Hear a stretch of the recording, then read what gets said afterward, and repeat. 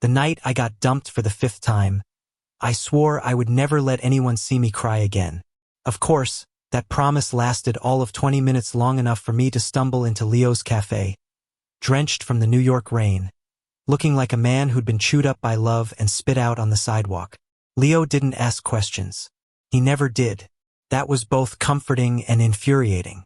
He just handed me a mug of black coffee, always too bitter, always exactly what I needed, and waited for me to fall apart. And I did. God, I always did. It had become a ritual. I would love recklessly, crash spectacularly, and then crawl into Leo's Café like some wounded stray cat.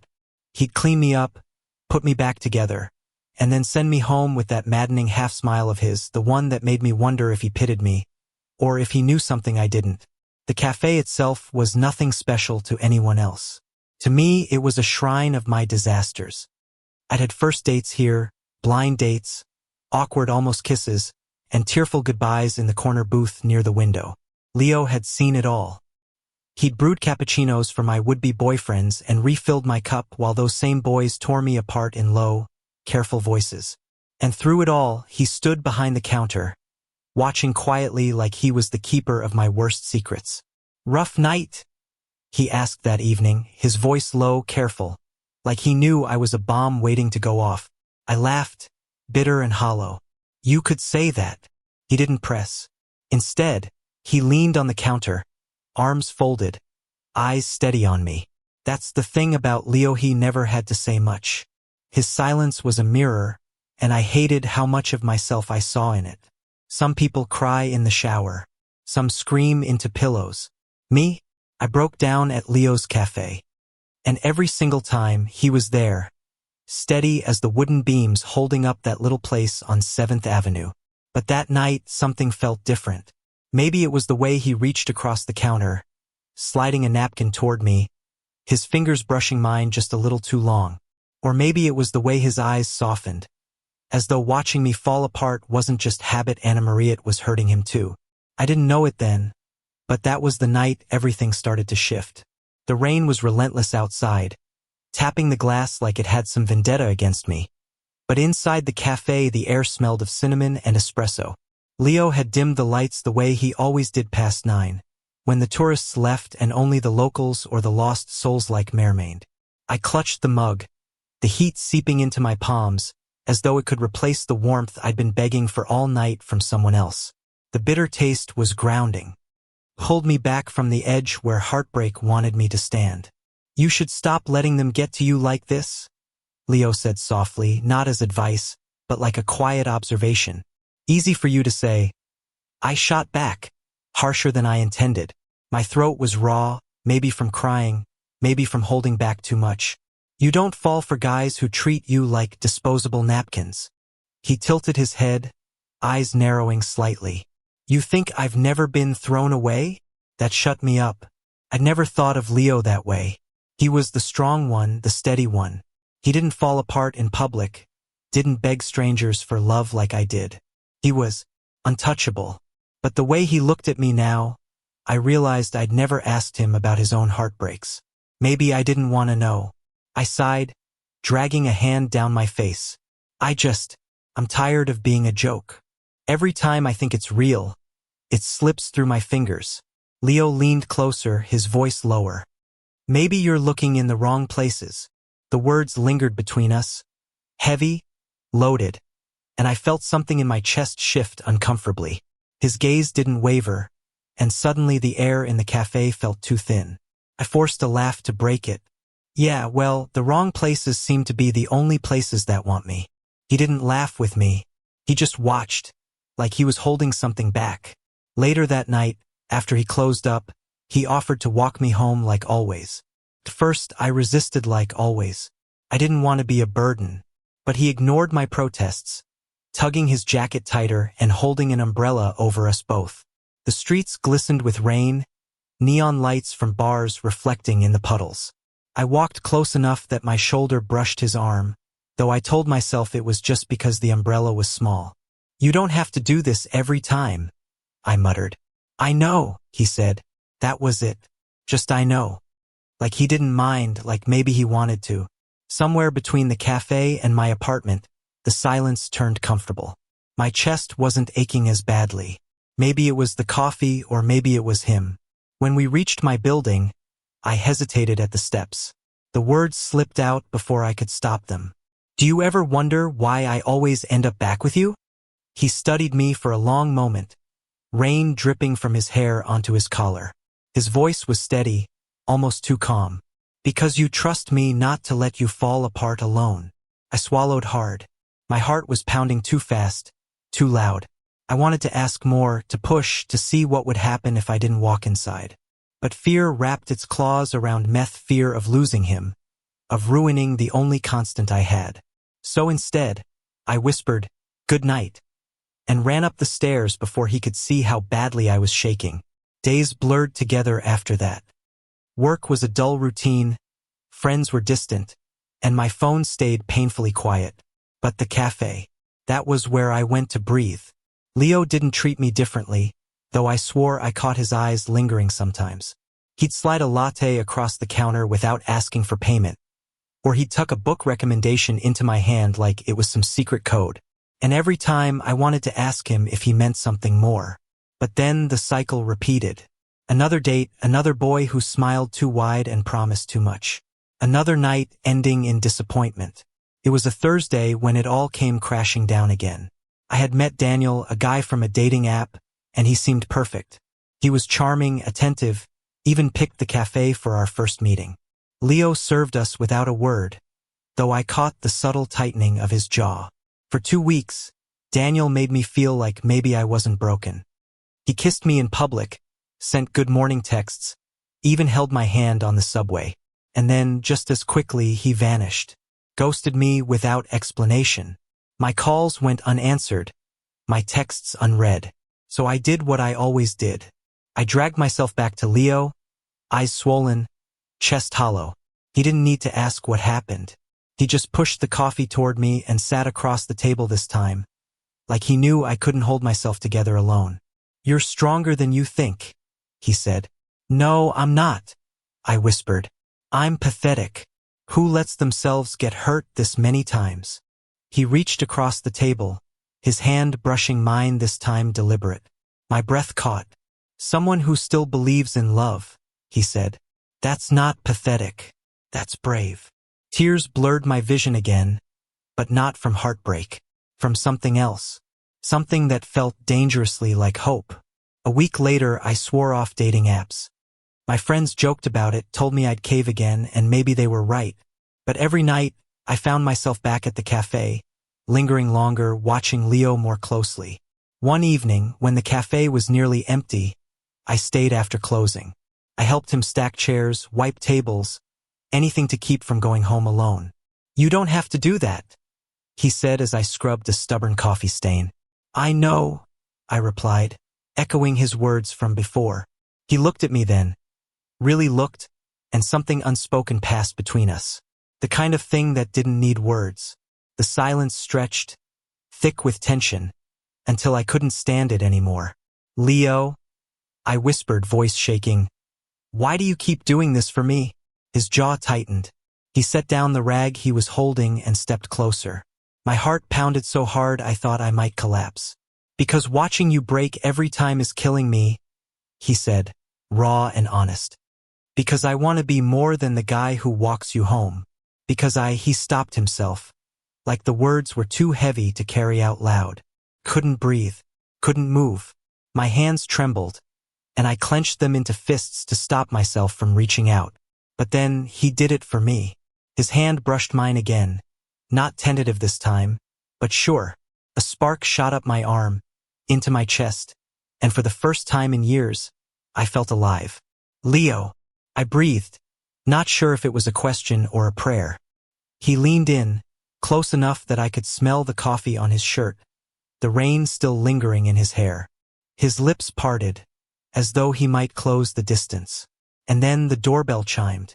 We jumped apart as a late-night customer stumbled in, shaking off the rain. The moment shattered like glass, sharp and painful. Leo straightened, clearing his throat, slipping back into the role of cafe owner as though nothing had happened. But I knew better. Something had changed. Something we couldn't take back. The bell over the cafe door jingled, and the drunk man muttered something about needing a coffee to sober up. Leo didn't look at me again. He moved past me, brisk and composed, as though nothing had just trembled between us. I sat frozen at the table, hands still tingling where his fingers had brushed mine. My heart raced in uneven bursts, like it didn't know if it should be terrified or euphoric. I wanted to stay in that suspended moment forever, the almost kiss. The raw truth in his eyes, but reality had barged in with a soaked jacket and slurred words. Leo served the man quickly, without warmth, his shoulders set in a rigid line. He didn't glance at me, not once. When the customer finally left, leaving behind a trail of wet footprints, Leo exhaled sharply and leaned against the counter. "Sorry about that," he muttered. I stood, unsure if I should push, unsure if I should run. The silence felt different now, not comforting, but suffocating. "Leo," I said softly, stepping closer. "What were you going to say?" His jaw flexed, his gaze fixed on the countertop. "Doesn't matter." "Yes, it does." My voice cracked, too raw, too desperate. "Because I felt it." "I know you did." He finally looked at me, and in his eyes I saw a storm barely contained. Anger, longing, fear all colliding at once. "You don't know what you're asking for," he said, low and rough. "You're hurt, vulnerable. You think you want me, but it's just because I'm the one who picks you up when everyone else drops you." The words stung, slicing deep, because part of me wondered if he was right. But another part, louder, fiercer, knew it wasn't that simple. "I've been with men who promised me the world and gave me nothing," I whispered. "But you never promised me anything. And somehow, you've given me more than all of them combined." His breath hitched. His eyes softened, even as his hands clenched into fists like he was fighting himself. "Don't," he warned, but it sounded more like a plea. I stepped closer anyway, heart hammering. "Why not?" "Because if I let myself." He stopped, swallowed hard. "If I let myself, I don't think I'll ever stop." The air between us thickened, heavy with every unsaid word, every unspoken yearning. And then, like a dam breaking, he moved. One step, two. His hand cupped the side of my face, tentative but trembling with restrained hunger. My breath caught as his thumb brushed my cheekbone, wiping away a tear I didn't even realize had fallen. "You drive me insane," he whispered. "Then kiss me," I breathed. And he did. It wasn't gentle. It wasn't careful. It was years of suppressed emotion, of silent longing exploding all at once. His lips crushed against mine, hot and desperate, tasting of coffee and rain. I clutched at his shirt, pulling him closer, terrified he might pull away. But he didn't. He deepened the kiss, one hand tangling in my hair, the other anchoring me like he'd never let go. The world outside ceased to exist. There was no cafe, no heartbreak, no neon lights, only him, only us. When we finally broke apart, gasping, our foreheads rested together.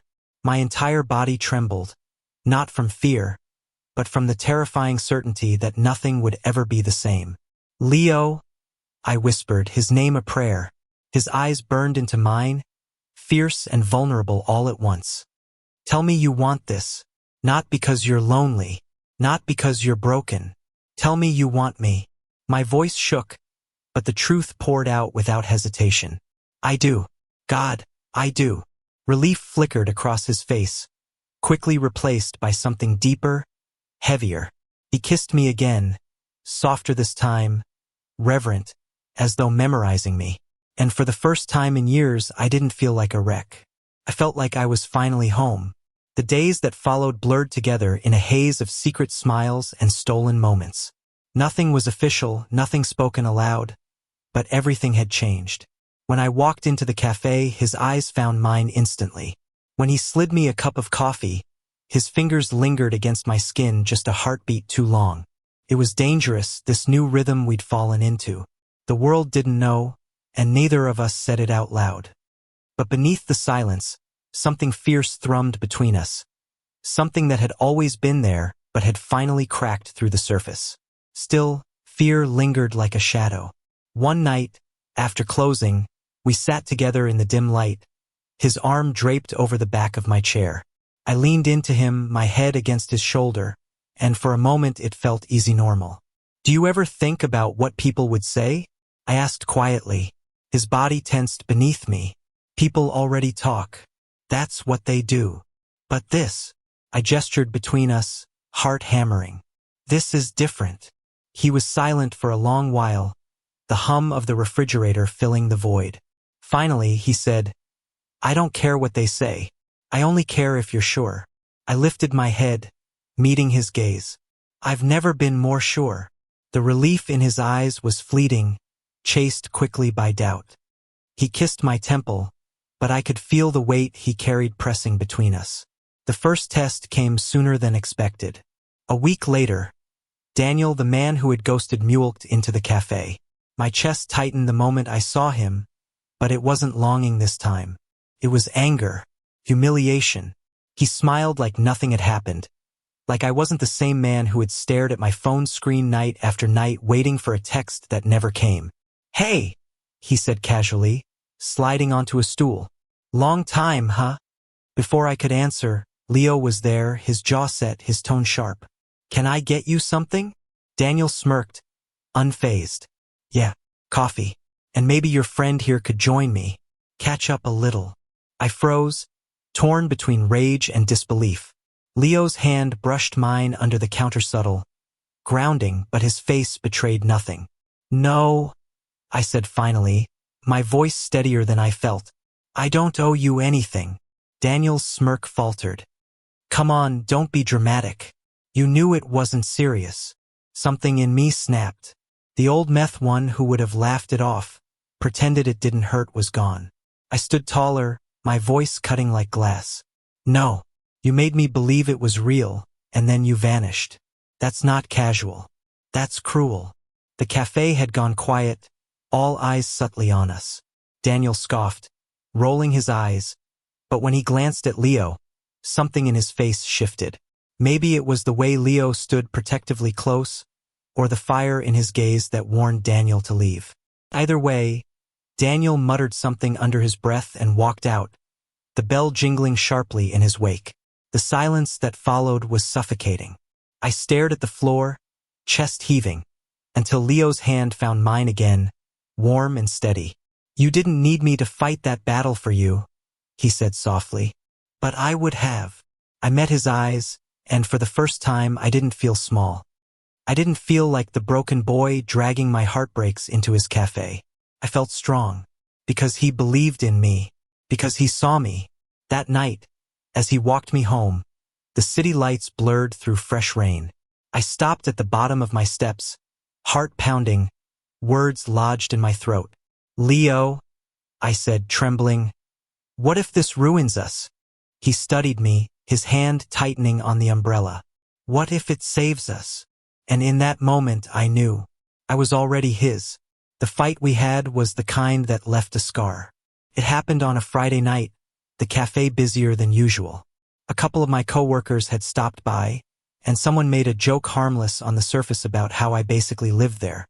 "You're practically the mascot," one of them teased, and everyone laughed. But then another voice cut through the chatter. Sharper, crueler. "Or maybe you're just chasing the owner. I've seen the way you look at him." The words slammed into me, hot and humiliating. The table went awkwardly silent, and my face burned as I stammered out some weak denial. But when I glanced at Leo behind the counter, his expression was unreadable. He didn't say a word, didn't defend me, didn't even look in my direction. That silence cut deeper than the joke ever could. I left in a rush, muttering some excuse, heart pounding with betrayal. I expected him to follow, to text, to show up at my door like he always did. But he didn't. For 3 days, the cafe felt like foreign territory. I stayed away, pacing my apartment like a caged animal, torn between anger and despair. Was he ashamed of me? Ashamed of us? On the 4th day, I snapped. I stormed into the cafe, my chest tight, my voice shaking with pent-up fury. "You just stood there," I hissed across the counter. "You let them laugh at me, at us." His eyes darkened. "This isn't about them. Isn't it? I shot back. Because it feels like you're only brave when no one's watching. The words landed like a punch.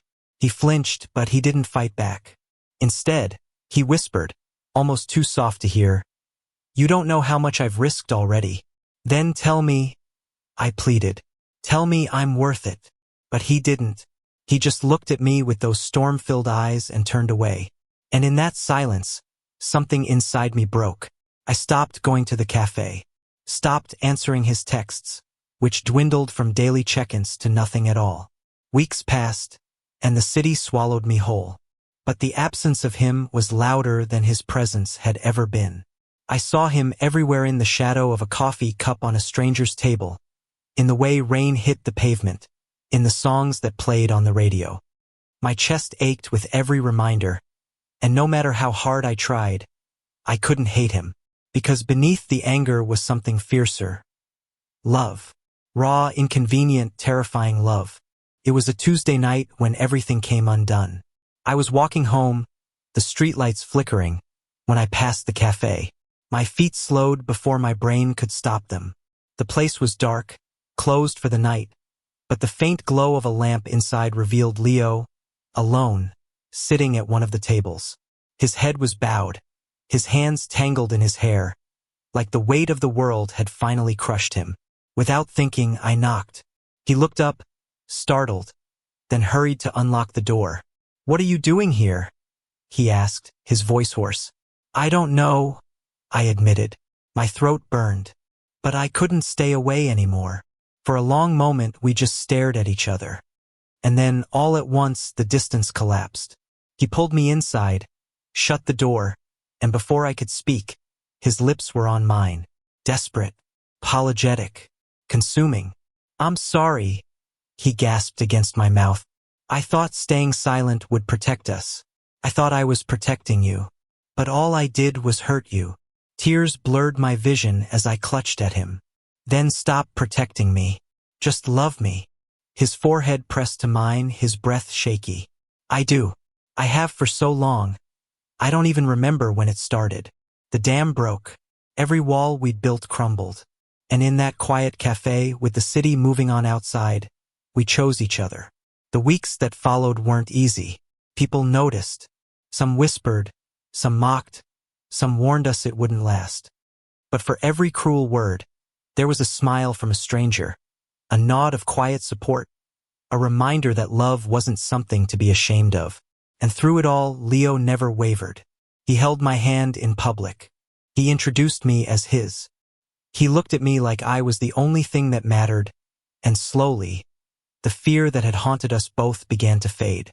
One evening, months later, as summer settled over the city, we closed the cafe together.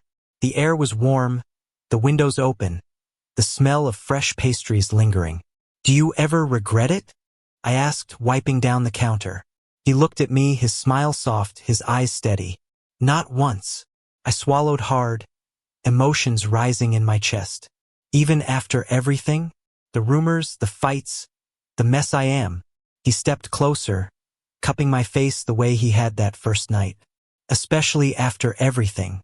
Because you're not a mess. You're mine." And in that moment, with the hum of the city outside and his arms around me, I realized something I had never believed before. Every heartbreak, every failure, every lonely night, it had all led me here. To him. To the man who witnessed every time I fell apart, and chose over and over to be the one who put me back together. The cafe became ours. Not just his, not just mine, but ours.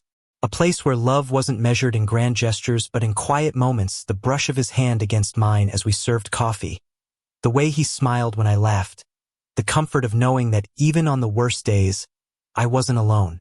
And when people asked how it started, how we'd found each other, I always told the truth. He saw me at my lowest. He carried me when I couldn't stand.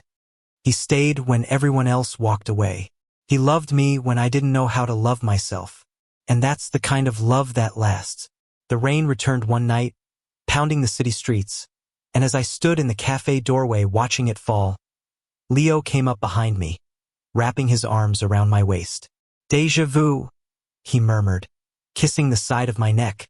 I smiled, leaning back into him. Yeah. Except this time, I'm not walking home alone. His hold tightened, his lips brushing my ear. You'll never walk home alone again. And I believed him, because this time the story didn't end in heartbreak. This time the story ended in love. Thank you for listening. If you find it interesting, please like and subscribe to follow the next stories.